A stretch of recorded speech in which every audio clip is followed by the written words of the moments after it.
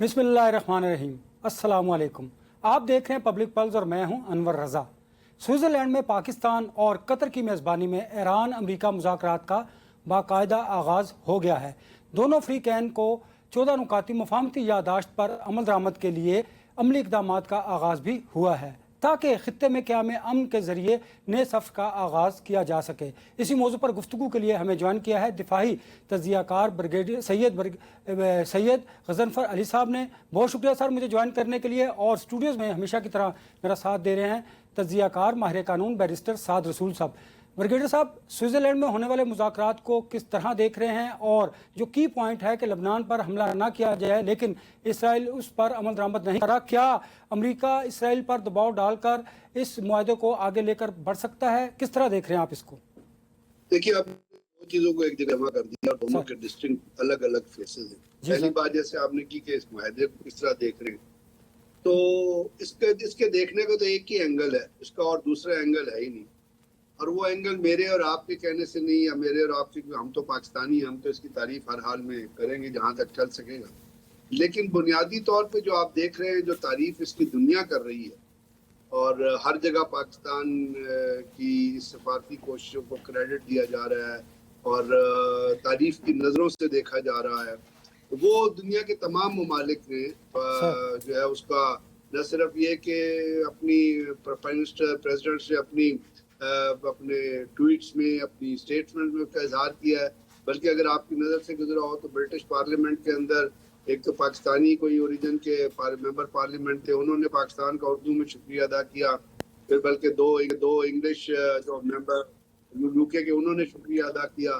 तो ये चीज़ें हैं जो फ्लैशबैक आता है, जो ट्रांसफॉर्म होती हैं, जो पाकिस्तान की पोजीशन को एक्सप्लेन कर रही हैं।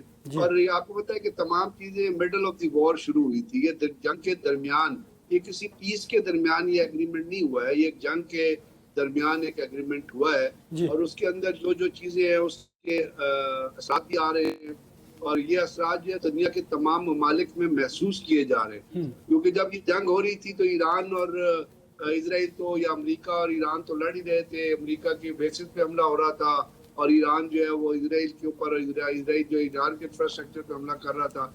लेकिन जब से स्टेट ऑफ हार्मस बंद हुई तो इसका जो इकोनॉमिक इम्पैक्ट था वो पूरी दुनिया में ट्रांजिट हो गया। अब पूरी दुनिया में जब ट्रांसफर हुआ तो उससे न सिर्फ ये कि दुनिया की इकोनॉमी रुक गई, बल्कि आम आदमी की जो परचेज पावर थी उस पर इफेक्ट हुआ। आपकी एनर्जी की प्राइसेस ऊपर गई, ईटेबल्स की प्राइसेस ऊपर गई, और उसके बाद जो है वो एक बहुत बड़ा लॉजिस्टिक का वे होता है, जो शिपिंग लाइनर्स होते हैं, जो आपके शिप्स चलते हैं, जो एक cheaper way of transferring the goods है।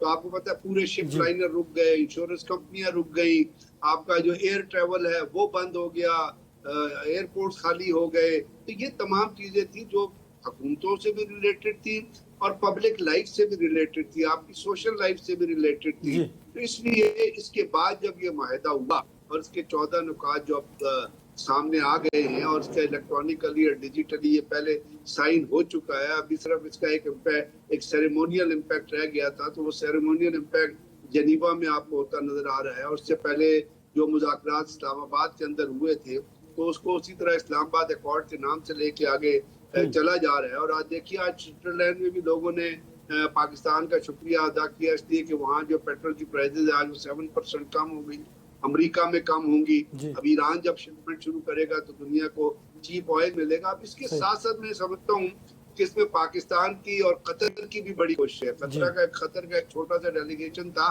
लेकिन उन्होंने नहीं बहुत ट्रैवल किया है, उन्होंने ईरान को भी कन्विंस किया, अमेरिका को भी कन्विंस किया। बल्कि एक दफा तो वो अपना ईरान के अंदर बमबारी होने की वजह से 7 घंटे वो तेहरान एयरपोर्ट पे बैठे रहे, और फिर उन्होंने टेक ऑफ किया, दे वर गोइंग बैक टू दोहा।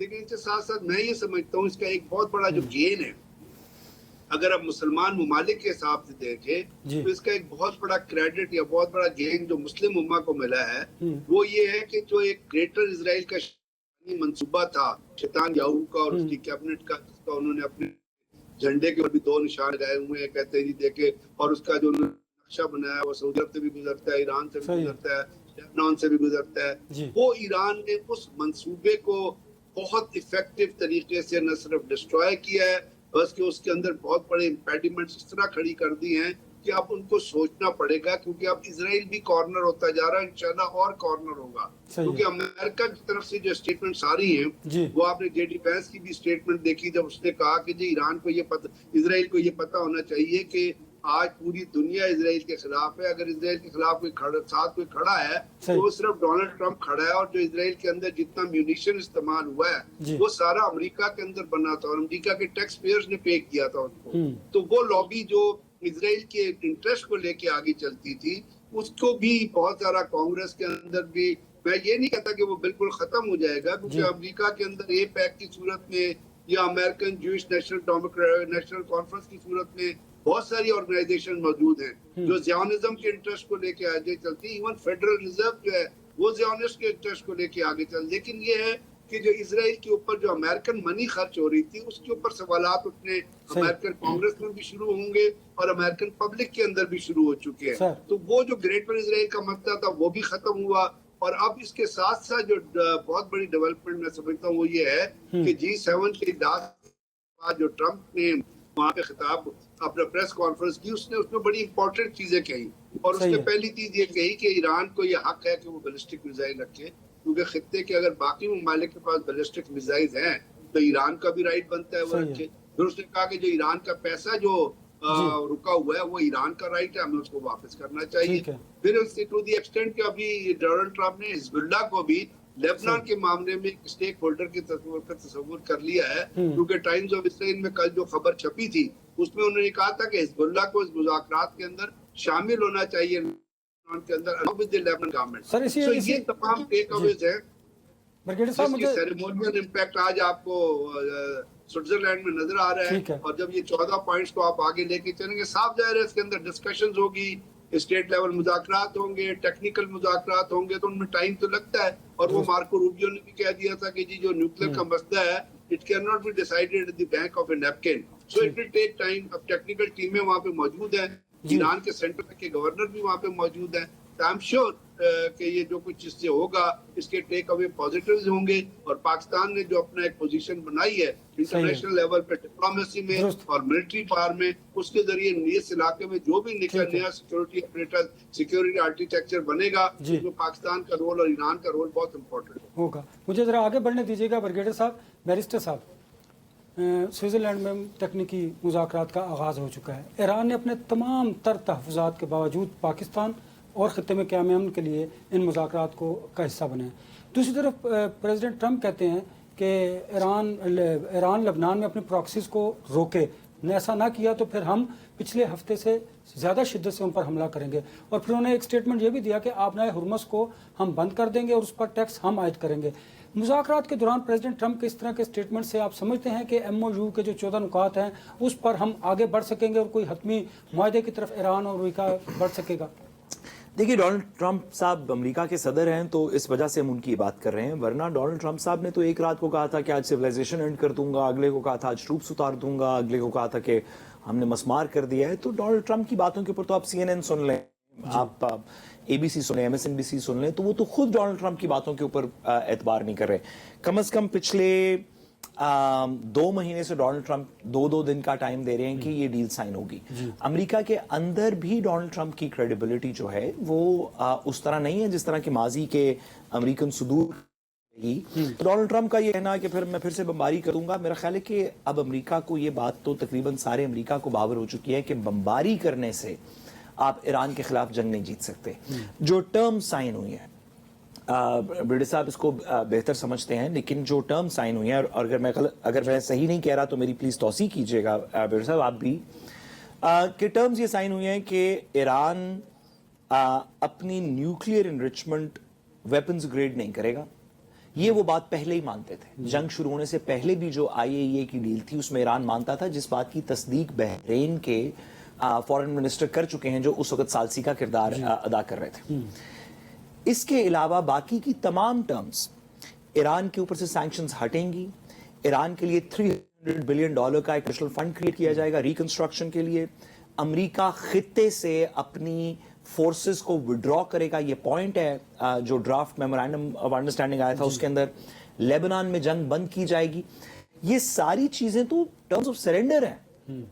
بھائی اگر امریکہ کی یہاں سے فورسز بھی چلی جائیں گی, ہرمز کے اوپر بھی کچھ نہ کچھ کر کے کھلا تو رہے گا, لیکن کنٹرول ایران کا ہوگا, سینکشنز بھی ایران کی ختم ہو جائے گی, $300 بلین بھی اس کو دیں گے پر سم کنڈیشنز, لیبنان سے بھی بمباری اور جارحیت ختم کی جائے گی. تو ساری ٹرمز تو ایران کی مانیے, یہ تو ٹرمز آف سرنڈر ہیں ایفیکٹولی. اس کے اندر سپوائلر اسرائیل ہے. اس کے آپ نے جو ڈونلڈ ٹرمپ صاحب کی بات کی کہ انہوں نے ایران کو تھریٹن کیا, انہوں نے آج صبح ایران کے اوپر سٹیٹمنٹ دینے سے پہلے یہ بھی کہا کہ اسرائیل میری پیشنس ٹیسٹ کر رہا ہے, میں اسرائیل سے ناخوش ہوں, میں بنجمن نیتنیاہو کے رویے سے ناخوش ہوں. تو میرا نہیں خیال کہ اس وقت امریکہ کے اندر یہ ایپیٹائٹ ہے کہ وہ اسرائیل کے کہنے کے اوپر ایک نئی جنگ شروع کر دے, یا ایران پہ واپس بمباری شروع کر دے, یا واپس یہ جو سیز فائر کا عمل ہے اس کو خراب کرے. ہاں, امریکہ چاہے نہ چاہے اسرائیل یہ کرتا رہے گا. اسرائیل کو انٹرنیشنل لا کی اور دیگر چیزوں کا کوئی پاس نہیں ہے. جیسے کہ بورڈ آف پیس کی ڈیل کے اندر یہ بات سائن ہوئی تھی نا کہ غزہ پہ اور ویسٹ بینک پہ سیز فائر ہوگا, کوئی بمباری نہیں ہوگی. ایک دن بھی بمباری نہیں رکی. اسرائیل سگنیٹری ہے اس بورڈ آف پیس کے معاہدے کا, اس کے باوجود ایک دن بمباری نہیں رکی. اس معاہدے کا تو اسرائیل سگنیٹری بھی نہیں ہے. تو اصل سپوائلر اس کے اندر اسرائیل ہے, اور کیا امریکہ اس کو روک سکے گا نہیں روک سکے گا, یہ ایفیکٹولی اس کے اندر سوال ہے. پاکستان کی بات ہوئی تو میں بریگیڈیئر صاحب سے تھوڑا سا پوچھنا بھی چاہتا ہوں. بریگیڈیئر صاحب, یہ بات تو بالکل درست آپ نے فرمائی, اور ہم بھی کچھ نشستوں سے بات کر رہے ہیں کہ پاکستان کا ڈپلومیٹک قد بڑا ہے. پاکستان کی جو دفاعی ایبلٹی تھی وہ پہلے بھی ناقابل تسخیر تھی, آج بھی ہے. ہم نے بنیان و مرصوص میں بھی اس کو پروف کیا, پہلے بھی کیا, بعد میں بھی.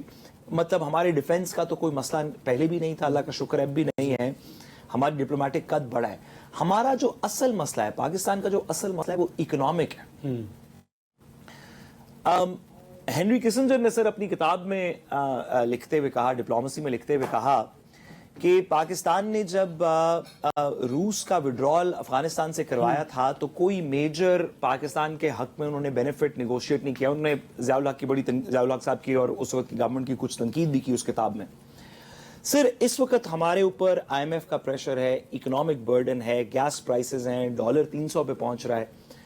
کیا آپ کے خیال میں اس اتنے بڑے عمل کا جو پاکستان کے بغیر ہو نہیں سکتا تھا, اس کے بعد سر کوئی ہمارے نیشنل ڈیٹ میں, کوئی اکنامک کنڈیشن میں IMF, اس میں سر کوئی بہتری عام پاکستانیوں کے لیے آئے گی؟ یہ بات درست ہے کہ پاکستان کا ڈپلومیٹک قد بڑا ہو گیا, ملیٹریلی ہم پہلے بھی اسٹرانگ تھے, اب بھی اسٹرانگ ہیں, لیکن جس چیز کی ہمیں ضرورت ہے جو اکنامک, مطلب سر میں ایسی ایز این ایگزامپل کہوں کہ اگر امریکہ کو یہاں سے سیف ایگزٹ دینے کے اندر پاکستان, کیونکہ وہ ایران میں پھنس گیا تھا امریکہ, یا پھنسا ہوا ہے امریکہ, اگر امریکہ کو ایک سیف ایگزٹ دی جائے تو سر تھوڑا تو ہمارا کوئی ڈیٹ ریسکیڈولنگ, کوئی شیو آف, کوئی ویو آف, کوئی کہانی سر اس میں ہونی چاہیے.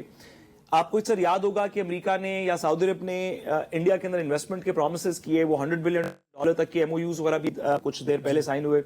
سر ہماری جو ریئل پرابلم ہے وہ تو اکنامک ایفیکٹولی ہے. اس ڈیل کے اندر سے سب کی تیل پرائسز کم ہوں گی تو ہماری بھی کم ہوں گی, یہ بات تو سمجھ آتی ہے, لیکن سر کوئی اسپیشل کنسیشن پاکستان کو اکنامکلی ملے گا؟ صاحب آپ نے نفت پہ ہاتھ رکھا ہے, اور میں ذاتی طور پہ اسی چیز کو بہت جگہ پہ ہم ہائی لائٹ بھی کرتے رہے, اس لیے کہ آپ نے ماضی کا جو ریفرنس دیا اس میں تھوڑا سا میں ایڈ یہ کروں گا. جنرل ضیاء الحق صاحب امریکہ تشریف لے گئے تھے جس وقت یہ افغان وار شروع ہوئی تھی جی, اور اس وقت جو پاکستان کے فائنانس منسٹر تھے وہ بھی ان کے ساتھ تھے, میرے خیال محبوب الحق صاحب تھے, کون تھے ذہن سے نام نہیں گیا. اور یہ ایک امریکہ پاکستان ریلیشن, ایک کتاب ہے America Pakistan relationship from 1947 to 2018 تک, وہ کتاب ایک امریکن ڈپلومیٹ لکھی ہے. اس کے اندر اس نے لکھا ہے کہ جی امریکن جو اپنا وہ امریکہ کے جو وہ تھے نیشنل سیکورٹی کے جو منسٹر تھے, اب میں ان کا نام بھول رہا ہوں کیونکہ بڑی پہلے میں نے وہ کتاب پڑھی تھی, کانٹیکسٹ آپ کو بتا رہا ہوں, وہ اپنے ساتھ پیسہ لے کے آئے تھے کہ جو انہوں نے پاکستان کو دینا تھا, ایک رقم تھی جو انہوں نے کمٹ کرنی تھی پاکستان کوآپریشن. کیونکہ امریکہ میں اپنا حکومت چینج ہو رہی تھی تو ضیاء الحق صاحب کو جب انہوں نے کہا گیا کہ جی آپ امریکہ سے مانگے تو انہوں نے کہا کہ یار نہیں, ہم پیسے لے کے کام نہیں کرتے. تو جو وہ امریکن منسٹر تھے انہوں نے جا کے اپنی کیبنٹ میں اسٹیٹمنٹ دی کہ I have saved this much of money of American taxpayer today. تو بات یہ ہے کہ اگر آپ اکنامک آپ نے اپنی کنڈیشن بھی ماضی کی بات ہے اور آج تک ہم یہی کرتے آئے ہیں کہ ہم نے امریکہ کو روس سے بھی جان چھڑائی, پھر ابھی بھی ہم نے جان چھڑائی, لیکن اس کا جو فائدہ پاکستان کے عوام کو اور پاکستان کی اکانومی کو پہنچنا چاہیے تھا وہ نہیں پہنچ سکا.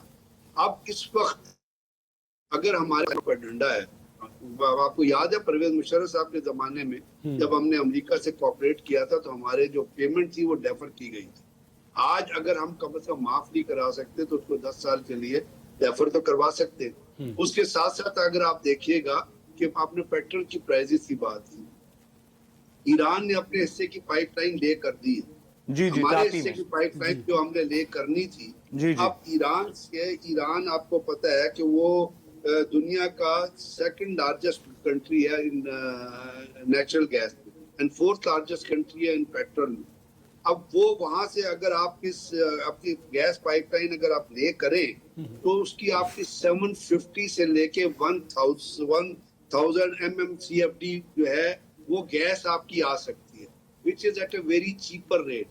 اور اس کے ساتھ ساتھ اگر وہی گیس پائپ لائن آپ ریٹ کریں اس سے پیٹرول آئے تو بیرسٹر صاحب یہ سوچئے گا کہ جو لوجسٹک کاسٹ ہوتی ہے آپ کی شپ موور کی یا وہ کنٹینرز کی وہ کتنی سیو ہوگی, میننگ دیئر بائی کہ اس کی وہ جب آپ کی انرجی چیپ ہوگی تو آپ کی اکانومی کا فائدہ. سوری صاحب آپ درست فرما رہے ہیں سر. سوری میں معذرت, قطع کلامی کی معذرت, بالکل درست بات سر. اگر پاکستان نے لیٹ سے سالسی نہیں کرائی ہوتی, لیٹ سے کہ پاکستان کی جگہ یہ سالسی سعودی عرب نے کرائی ہوتی, کسی اور ملک نے کرائی ہوتی, اور ایران سے سینکشن ختم ہو جاتی تو بھی ہم یہ پائپ لائن بنا کے, ٹاپی والی پائپ لائن بنا کے تو بھی ہم سستی گیس خرید سکتے تھے اگر ہم انویسٹمنٹ کرتے ہیں. لیکن سالسی کرانے کا سر کوئی ایڈیشنل بینیفٹ ہونا چاہیے نا, جو باقی اکنامک بینیفٹس ایران کی سینکشنز ہٹنے کی وجہ سے گرد و نواز سب ممالک کو ملیں گے, ساری دنیا کو ملیں گے, وہ تو پاکستان کو ملیں گے. مطلب وہ سر آپ کو یاد ہی ہوگا وہ ترکمانستان سے وہ پائپ لائن شروع ہوتی ہے سر, وہ افغانستان بھی کرتی ہے, ایران بھی کرتی ہے, پاکستان بھی. سر ہمارا $92 بلین کے قریب کا نیشنل ڈیٹ, پاکستان کا جو نیشنل ڈیٹ ہے وہ تقریباً $92-93 بلین کے قریب کا سر. اگر سر یہ ہاف ہو, لیٹ سے کہ یہ 40-45 بلین کا ڈیٹ ہو, تو پاکستان کو سر تقریباً سارے مسائل سے پاکستان ختم ہو جائے گا. ڈالر کو 100-125 کے اوپر آ جائے گا, شاید اس سے بھی کم پہ آ جائے اگر آدھا ڈیٹ پاکستان کا پے آف ہو جائے. ہمیں ڈیٹ سروسز کی پیمنٹ نہیں کرنی پڑے گی, ہم ڈیولپمنٹ فنڈز زیادہ یوز کر سکتے ہیں, ہمارے 18ویں ترمیم والے مسئلے بھی ختم ہو جائیں گے کیونکہ فیڈرل گورنمنٹ کے پاس فسکل سپیس ہوگی. سر ایسے ممالک جو یو اے ای نے اور سعودی عرب نے انڈیا میں $100 بلین انویسٹمنٹ کی سر اناؤنسمنٹ کی تھی. سعودی عرب نے صرف $1 ٹریلین کی انویسٹمنٹ کی امریکہ کے اندر اناؤنسمنٹ کی. پہلے 500 بلین کا ٹرمپ نے کہا انکریز کر لیں, $1 ٹریلین کی انویسٹمنٹ ہوئی. سر ایران کی ریکنسٹرکشن کے لیے $300 بلین کا سر نمبر ہے اس معاہدے کے اندر لکھا ہوا, جو ہمارا تو سر 41 بلین کا سر ٹوٹل کہانی ہے پاکستان کی کو واپس, وہ جیسے سر پرائم منسٹر صاحب کہتے ہیں کہ ہم اڑان بھر چکے ہیں والی کہانی کے لیے سر ہمیں اتنی فسکل سپیس اگر, تو سر یہ تو اتنے بڑے کہانی میں جہاں پہ دنیا ٹریلینز آف ڈالرز کی بات کر رہی ہو, بلینز آف ڈالرز کی اکوپمنٹ ملٹری استعمال ہوا ہو, ڈسٹروائے ہو چکا ہو, اس کو سیٹل کرنے میں ہم نے جو ڈیل امریکہ کے لیے سیٹل کی ہے اس کی وجہ سے امریکہ کو بلینز آف ڈالرز کا فائدہ ہوگا کیونکہ ان کا ملٹری اکوپمنٹ نہیں لگے گا, ایران کو ہوگا, سعودی عرب کو ہوگا, خطے کو ہوگا. سر اس میں سے ہمیں ایک مطلب $20 بلین ٹائپ ڈیٹ ریلیف سر کیوں نہیں مل رہا, مطلب ہم ان بینیفٹس پہ کیوں جا رہے ہیں جو سب کو ملیں گے, ہمارا اس میں اسپیشل رول کیوں نہیں ہے؟ ایک تو یہ بیٹھ صاحب بالکل آپ ٹھیک کہہ رہے ہیں, میں تو آپ سے I couldn't agree more with you. میں صرف آپ سے عرض کر رہا ہوں کہ اگر ہم کچھ بھی نہ کریں نا, ایران کے ساتھ ہم گیس اور تیل اور باقی پائپ لائن کرنے تو آپ کو $36 بلین کا فائدہ ہوتا ہے, 23 to 36 بلین. اور یہ میری کیلکولیشن نہیں ہے, یہ آج آپ فاروق سلیم صاحب کا اگر آرٹیکل اٹھا کے پڑھیں تو انہوں نے یہ کیلکولیٹ کیا ہے کہ اگر آپ ان تمام چیزوں پہ جائیں تو آپ کو 23 to 36 بلین کا فائدہ ہوتا ہے اگر آپ ان کو امپوز کریں. دوسری بات یہ ہے, آپ خود ماشاءاللہ بہت بڑے قانون داد ہیں, بہت سارا چیز ڈیپینڈ کرتی ہے آپ کی لیڈرشپ کی کمٹمنٹ اور ویژن کی. جو آپ اب پاکستان کا جو 18 کھرب کا بجٹ ہے اس میں آپ 42.9% پے کر رہے ہیں انٹرسٹ پیمنٹ آپ کی. جب 42.9% آپ کے بجٹ سے نکل گیا تو پھر آپ کی ایجوکیشن کے اندر 117.7 بلین ہی رہ گیا اور ہیلتھ کے اندر جو ہے وہ 37.4 بلین جو آٹے میں نمک کے برابر بھی نہیں. جی سر. سو دو چیزیں ہو سکتی, 3 چیزیں ہو سکتی ہیں. ایک یہ آپ ان اداروں سے جڑیں, WHO جیسے باقی ادارے جو پاکستان میں صحت کے جو پروجیکٹ ہے ان کے اندر انویسٹ کریں. ایک زمانہ آپ کو یاد ہوگا کہ جب پاکستان کے اندر ایک ایڈورٹائزمنٹ کی مہم چلی تھی تو امریکہ جو ہے وہ 300 بلین ایجوکیشن کے لیے دینے کے لیے تیار تھا. اب یہ سیکٹر جو ہے اس کے ساتھ ساتھ میں نے آپ سے عرض کیا کہ اگر IMF سے آپ امریکہ کے ذریعے اگر چلے قرضہ نہیں معاف ہوتا ایک گرانٹ کی صورت میں, جیسے آپ فرما رہے ہیں کہ اگر چائنا کو 300 بلین مل سکتا ہے تو پاکستان کی سر گیم ہی 440 سے 45 بلین کی ہے. اگر آپ کو 45 سے 50 بلین پیسہ دے دیا جائے تو پاکستان کے عوام کی زندگی آسان ہو جائے گی. لیکن سوچنے کی بات آپ ایک طرف اور لے جاؤں, اس کو بھی ذرا غور میں رکھیے گا. ابھی BLA کے خلاف قرارداد پیش ہوئی تھی UN کی سیکیورٹی کونسل میں, UNO میں, اس کو دہشت گرد تنظیم ڈکلیئر کرنے کے لیے اور پروسکرائب کرنے کے لیے. تو آپ کی نظر سے گزرا ہوگا کہ امریکہ اور فرانس نے اس کو ٹیکنیکلی ہولڈ کر دیا. تو یہاں پہ اس ایک پوائنٹ میں بہت بڑا سوال ہے کہ کیا ہم نے جتنی کوششیں کی ہیں اس کی ہمیں جو چلے ہم پیمنٹ نہیں کہتے, اس کا ایڈوانٹیج ہمیں امریکہ یا دنیا کے باقی ممالک دینے کو تیار ہوں گے. اگر امریکہ نہیں دے سکتا تو کم سے کم خلیجی ممالک کے اوپر جو ایک 2 چیزیں ہو رہی ہیں. ایک تو یہ ہے کہ امریکہ اس وقت دیکھیے امریکہ نے اپنی انڈو پیسیفک کمانڈ کو کل ان کے منسٹر آف وار نے اس کو انڈو ہٹا کے پیسیفک کمانڈ ڈکلیئر کر دیا. اب اس سے آپ ان کی انٹینٹ نکالیں کہ ان کی انٹینٹ یہ ہے کہ they want to move away from Middle East and they are concentrating towards on the other side. اور سر وہ پیسیفک کی طرف چین کی طرف دیکھ رہے ہیں. سر سوری آپ سر جیسے کہ جانتے ہیں کہ معذرت سر اگر میری بات نازیبا ہو لیکن $40 بلین سر اگر پاکستان کو کسی وجہ سے دے دیا گیا تو سر وہ کہیں خرچ بھی ہو جائے گا اور ایک سکول بھی بنے گا جیسے کہ ہماری سر تاریخ رہی ہے. ہم سر یہ نہیں چاہتے کہ وہ ہمیں دے دیں. ہم اپنی سر گورننس سٹرکچر کو بھی سمجھتے ہیں, بیوروکریسی کو بھی سمجھتے ہیں. وہ سر ہماری طرف سے وہ ڈائریکٹلی پے آف کر دیں, مطلب ہمیں نہ دیں, وہ ہمارا ڈیٹ پے کر دیں, خود پے کر دیں. ہمیں ملے گا تو پھر تو آپ اس لیے کہہ رہے ہیں بیرسٹر صاحب کہ پچھلے بجٹ میں 12 ٹریلین روپیز ڈیولپمنٹ کے لیے آئے جس میں سے 4 ٹریلین روپیز فیڈرل گورنمنٹ نے دیے اور 8 ٹریلین روپیز چاروں صوبوں نے دیے over a period of 4 years. اور اگر آپ ان کو نکالیں, اس چیز کو نکالیں تو آپ کو پتہ یہ چلے گا کہ پاکستان کے ایک گھر کے اوپر جو ہے وہ 3 لاکھ روپے لگنے چاہیے تھے, ایک آدمی پہ 50,000 روپے لگنے چاہیے تھے اور ایک صوبے کے اوپر 71 بلین روپیز لگنے چاہیے تھے. تو کیا وہ صوبوں کے اوپر 71 بلین روپیز لگے یا اگر کسی یہ بات ہے نا 40 کیا 400 بلین بھی سر پاکستان میں ملے گا تو کوئی ہو سکتا ہے سوئٹزرلینڈ کے اکاؤنٹس میں کسی طریقے پہنچ جائے. صرف گزارش یہ کہ وہ ہمیں نہ دیں. وہ بریک کے بعد اگر چل جائے کمرشل بریک کی طرف, بریگیڈیئر صاحب آپ کی جائے کمرشل بریک کی طرف بڑھنا ہے. بریک کے بعد جب واپس آئیں گے تو گفتگو کے سلسلے کو یہیں سے جاری رکھیں گے. میرے ساتھ رہیے گا. Welcome back. بریگیڈیئر صاحب, کیا یہ مناسب وقت نہیں کہ جب ہم سفارتی, سیاسی, اخلاقی عروج پر ہیں تو ہم اپنی اکانومی کی جو صورتحال ہے اس کو بہتر کرنے کے لیے دنیا کے ساتھ بات کریں اور جو پاکستان کے قرضے ہیں ان کو معاف کروائیں, ری شیڈول کروائیں, کسی نہ کسی طریقے سے ہم اپنے عوام کو ریلیف دینے کے لیے دنیا کے ساتھ بات کریں. کیونکہ اگر یہ معاہدہ ہوتا ہے اور وقت گزرتا ہے تو پھر شاید یہ حالات ہمارے اب اس وقت ہیں, شاید وہ وقت نہ ہو. تو کیا ہمیں اس وقت اپنے ملک کو بہتر کرنے کے لیے اکنامکلی دنیا سے بات کرنی چاہیے؟ میں تو کنسنٹریشن اس چیز کے بعد اپنے ملک کی طرف ہی ہونی چاہیے اور یہ قیادت کا کام ہے. اب ہم نے آپ جیسے پہلے ہم بات کر چکے ہیں, آپ بیرسٹر صاحب بھی بات کر رہے تھے کہ اگر ہم نے ڈپلومیٹکلی پرفارم کیا ہے, ہم نے دنیا میں امن کی بات کی ہے, ملیٹرلی ہم ایک بگ پاور ہیں اور ہم دنیا کے ساتھ کوآپریٹ کر سکتے ہیں. ایران کے ساتھ ہم نے مل کے جو کچھ کوشش کی ہے, سعودی عرب اور خطے میں جس طرح ہم نے ایک پیس ماحول برقرار رکھا ہے اور یہ انشور کیا ہے کہ جی ایران کی کسی جیسے انہوں نے بیسز پہ حملہ کیا تو اس کے بعد پاکستان وہ اپنا وہ ممالک اپنا ریٹیلیٹ نہ کرے. جس طرح جب ارامکو پہ حملہ ہوا تو پاکستان نے سعودی عرب کو بتایا کہ یہ جو ہے ایران نے نہیں کیا ہے, یہ حملہ تو اسرائیل نے کیا. تو میرا کہنے کا مطلب ہے کہ ان تمام چیزوں کی موجودگی میں پاکستان کو ابھی سپورٹ کہتے ہیں نا, every challenge has an opportunity, so there is an opportunity. اب میں عرضی آپ سے کر رہا ہوں کہ وہ ہماری قیادت اس اپرچونٹی کو کس طرح یوٹیلائز کرتی ہے, یہ سوچ کی بات ہے. کیا وہ یہ سوچتے ہیں کہ پاکستان کے عوام کو یا پاکستان کو ایز اے نیشن کرنا چاہیے؟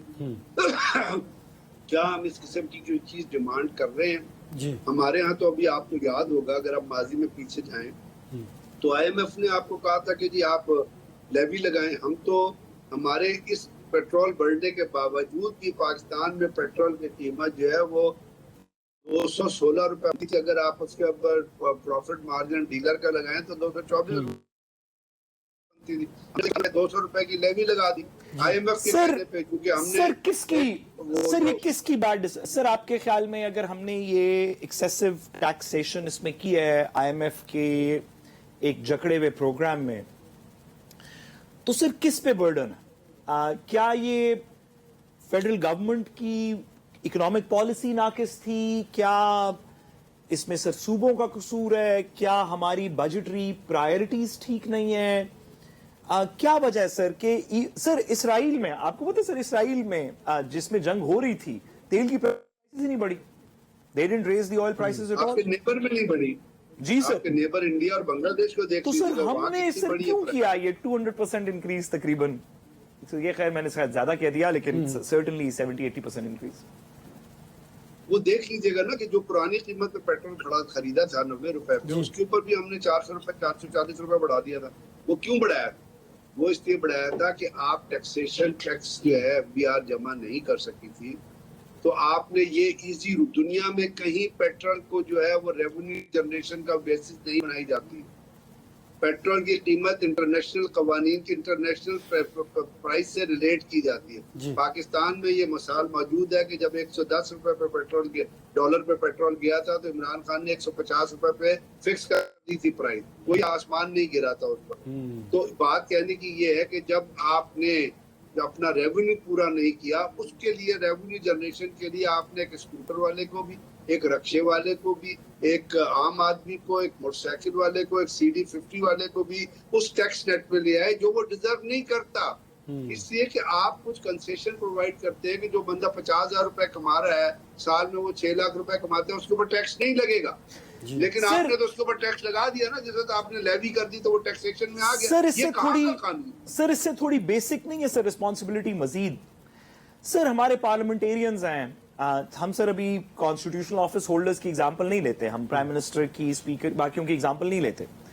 سر ایک MNA ہے نواز شریف صاحب ان کا نام ہے لیٹ سے. سر انہوں نے سپریم کورٹ میں جو کاغذات نامزدگی جب ان کے چیک ہوئے تھے سپریم کورٹ میں, تو سر پتا چلا تھا کہ انہوں نے سال میں پتہ نہیں 28,000 یا 48,000 کے قریب سال میں سے ٹیکس دیا ہوا تھا. سر ہم ساری دنیا سے کہہ رہے ہیں کہ پاکستان کے اندر آ کے انویسٹمنٹ کریں. میں سر آپ سے پوچھنا چاہتا ہوں کہ آپ کے خیال میں سر جو پاکستان میں اس وقت پارلیمنٹ میں لوگ ہیں, باقیوں کو چھوڑ دیں, صرف جو پارلیمنٹ میں لوگ ہیں, اسحاق ڈار صاحب ہیں, نواز شریف صاحب ہیں, زرداری صاحب کی فیملی ہے, سو اینڈ سو فورتھ, سر ان کی اگر صرف اپنی انویسٹمنٹس جو ملک سے باہر ہیں, سر اگر وہ پاکستان آ جائے تو ہمارے حالات ٹھیک نہیں ہوں گے. اور اگر سر میں اپنے پیسے, اپنے گھر والوں کے پیسے سر میں اس ملک میں نہیں لگا رہا, تو سر باقی کیسے اعتماد کریں گے؟ ڈونٹ یو تھنک کہ سر اس میں تھوڑا ٹیکس برڈن اس لیے بڑھ رہا ہے کہ جن لوگوں کو ٹیکس دینا چاہیے, جس آمدن پہ ٹیکس دینا چاہیے, وہ سر ٹیکس ہیونز میں ہیں اور پاکستان سے باہر ہیں سارے پیسے؟ آپ نے خود ہی اپنے سوال کا جواب دیتے ہیں, سیلف ایکسپلینیٹری, اور اس کو پریکٹیکل سے ریلیٹ کر, اور پریکٹیکل سے جب آپ ریلیٹ کریں گے تو آپ یہ سوچ دیکھ لیجیے گا, اس کا تو ڈیٹا اویلیبل ہے, یہ کوئی مطلب غلط اسٹیٹمنٹ نہیں. آپ دیکھ لیجیے گا آج تک, آج کی تاریخ تک, جب ہم ڈپلومیٹک وکٹری میں بیٹھے ہیں, آج تک پاکستان کے اندر کتنی FDI آئی ہے, فورن ڈائریکٹ انویسٹمنٹ کتنی آئی ہے. بلکہ یہاں سے آپ باقی کمپنیاں تو چھوڑے, شیل یہاں سے چلی گئی, یہاں سے اپنا جو ٹیلکوس جو ہے وہ چلی گئی، اور اس کے ساتھ ساتھ بلکہ گل احمد بھی، پاکستانی کمپنیاں بھی یہاں سے چلی گئی. تو بجائے اس کے کہ آپ کے ملک میں انویسٹمنٹ آئے، the investment is draining out, باہر جا رہی ہے. تو وہ تو اسی لیے جا رہی ہے جو آپ نے خود ہی فرمایا کہ جب آپ کے لوگوں کا پیسہ باہر لگا ہوا ہے. اب ایک بندہ ہے، اس کے پیسے باہر پڑے ہوئے ہیں، پوری دنیا کو پتا ہے کہ سوئٹزرلینڈ میں کس کے کتنے پیسے پڑے ہوئے، پوری دنیا کو پتا ہے کہ سعودی عرب میں جو ملیں لگی ہیں وہ کس کی ہیں. اگر وہ بجا کے باہر یہ کہے کہ جی پاکستان میں پیسہ، ساری دنیا کو پتا ہے کہ یو اے ای میں کس کے پیسے پڑے ہوئے، کس کے ٹاور میں پیسے لگے ہوئے. اگر وہ باہر جا کے لوگوں کہتا ہے یہ پیسے لے کے آؤ، پہلا سوال وہ کر دے تو اسی سے پیسے لے گئے اپنے واپس. بریگیڈیئر صاحب میرے ذہن میں ایک سوال ہے ذرا، وہ تو اگر ہم معاشی استحکام کے لیے دنیا کی طرف دیکھ رہے ہیں اور اپنے لیڈران کے جو بیرون ملک کا اثاثے ہیں اس کی بات کر رہے ہیں، تو مجھے ایسے سوال ذہن میں آیا کہ تو سیاسی استحکام کے لیے اڈیالہ میں بیٹھے قیدی کے پاس کوئی کنجی ہے، اس سے بھی کوئی بات چیت ہو سکتی ہے تاکہ سیاسی اور معاشی استحکام دونوں پیرلل ساتھ چلتے رہیں؟ اور بات یہ ہے کہ سیاست کو تو مطابقت کرنے کی ضرورت ہے نا. تمام پارٹیاں جو ہیں وہ اتنی ایکولی امپورٹنٹ ہے، اور تمام پارٹیاں جو ہیں وہ پاکستان کی جو سیاسی تاریخ ہے اس کے اندر اسٹیک ہولڈرز. جب پارٹی کو الیکشن لڑنے کی اجازت دیتے ہیں تو صاف ظاہر ہے اس کے ذریعے ضروری ہے کہ آپ ایک ڈائلاگ کے ذریعے ایسی فضا قائم کریں. میں آپ کو ایک چیز، پروین سہانی صاحب ہیں جو اپنا بھارت کے ایک فورس میگزین کے ایڈیٹر بھی ہیں، اور بڑا فورسفل ویو رکھتے ہیں اور بڑا نیوٹرل ویو رکھتے ہیں. میں ان کا ایک پروگرام سن رہا تھا، اس کو میں آپ ریفر کر دیتا ہوں اپنے بچے کو. یہ کہہ رہے تھے کہ پاکستان کے پاس بہت بڑا پوٹینشیل ہے، پاکستان کی ملٹری بڑی اسٹرانگ ہے، پاکستان کے پاس بہت ویژن ہے، پاکستان کے لوگ بڑے ڈیلیورر ہیں، پاکستان کے اندر کام کرنے کی صلاحیت ہے. اگر اس ملک کے اندر بیسٹ گورننس اور پولیٹیکل کمپیٹیبلٹی آ جائے اور وہاں پہ پولیٹیکل حالات ٹھیک ہو جائے تو it can be one of the leading parts of the world. اب اس سے آپ اندازہ لگائیں. سر آپ کے خیال میں کون سر یہ پولیٹیکل حالات جو ٹھیک کرنے کی سر آپ نے بات کی، یا اس کے پوٹینشل کو چینل کرنے کی بات کی سر، ہم اب وی آر ریکگنائزڈ اور we should be recognised as peacemakers, جیسے کہ ہم نے سر ابھی ڈیمونسٹریٹ کیا ہے. تو سر یہ تو اب ہماری ایکسپرٹیز ہے کہ ہم ایسی پارٹیز جو ایک دوسرے سے بات کرنے کو راضی نہیں ہیں، ہم انہیں اکٹھے بٹھا کے تو ایک ایسی مشکل چیز جو کم از کم 5 دہائیوں سے چل رہی تھی سر، ہم نے ریزالو کروا دی. تو سر جو چھوٹے موٹے اپنے مسئلے ہیں سر، اس کے بارے میں آپ کے خیال میں کوئی مثبت کارروائی ہونے کا چانس ہے؟ میرا خیال چانس نظر تو نہیں آتا، لیکن ہونی چاہیے. کیونکہ اگر جیسے آپ نے خود فرمایا کہ ہم دنیا کے اگر مسائل حل کرا سکتے ہیں تو ہم اپنے مسائل کو کیوں نہیں حل کر سکتے. اور اس کے لیے آپ کو پولیٹیکل ول کا ہونا بڑا ضروری ہے. ہر چیز آپ لوگوں کی طرف ریفر نہیں کر سکتے. نہیں سر، یہ تو ہے ہی پولیٹیکل عمل، یہ تو کرنا ہی پولیٹیشنز نے. جی یہی میں عرض کر رہا ہوں نا. پولیٹیکل گورنمنٹ کی ذمہ داری ہوتی ہے کہ وہ فنگر پوائنٹنگ کے بجائے کام کرے لوگوں کو ملانے کے لیے. اور اس کے جو لیڈر ہوتے ہیں وہ پارلیمنٹری لیڈر جو ہوتے ہیں وہ آپ کے پرائم منسٹر آف پاکستان ہوتے ہیں، یا آپ کے اسپیکر نیشنل اسمبلی ہو، یا چیئرمین سینٹ ہو. یہ وہ لوگ یا میجر پارٹیز کرو. ابھی پرسوں آپ نے ایک مولانا فضل الرحمان نے تقریر کی تھی اسمبلی کے اندر، آپ کی نظر سے گزری ہوگی، اور اس نے کہا تھا کہ ہم چارٹر آف ڈیموکریسی جو پیش کیا ہے شہباز شریف صاحب نے، ہم اس کے پہ جوائن کریں گے. ہم اس کی تعریف کرتے ہیں. اور اس سے پہلے بے نظیر کے درمیان اور پی ایم ایل این کے درمیان بھی چارٹر آف ڈیموکریسی ہوا تھا. اور ہم نے سر وقت کی قلت ہے سر، آخری جملہ آپ سے، آخری سوال سر اس پہ کہ آپ نے سر ابھی کہا کہ فضل الرحمان صاحب کی تقریر پارلیمنٹ میں جو انہوں نے کی وہ سنی ہوگی. سر سچی بتاؤں سر، تقریباً پاکستان میں کسی نے وہ تقریر نہیں سنی. اور اس کی ایک سر وجہ یہ ہے سر، اس کی ایک وجہ یہ ہے کہ پارلیمان میں کیا تقریر ہو رہی ہے، اس کا ہماری ملک کی ریاست سے کیا تعلق ہے سر؟ تو سر یہ بھی تھوڑی سی مسئلہ نہیں ہے سر؟ جی جی میں اس میں عرض یہ کر رہا ہوں کہ انہوں نے ایک سجیشن دی، اور وہ سجیشن میں آپ کو ریفر کرنا چاہتا ہوں. جی سر. تو اس نے یہ کہا کہ جی اگر پولیٹیکل کمپیٹیبلٹی کرنے کے لیے آپ کو عمران خان کو ریلیز کرنا پڑتا ہے تو اس کو ریلیز کر دے تاکہ مطابقت کام پولیٹیکل ہارمونی قائم. چلیے میں اس چیز کو آپ کو ریفر کرنا چاہتا ہوں. بریگیڈیئر سید غضنفر علی صاحب، آپ نے ہمیں جوائن کیا، بہت شکریہ. بہت شکریہ شاہ صاحب. اور بیرسٹر سعد رسول صاحب، آپ کا بھی بہت شکریہ. مجھے دیجیے اجازت، اپنا بہت سا خیال رکھیے. اللہ حافظ.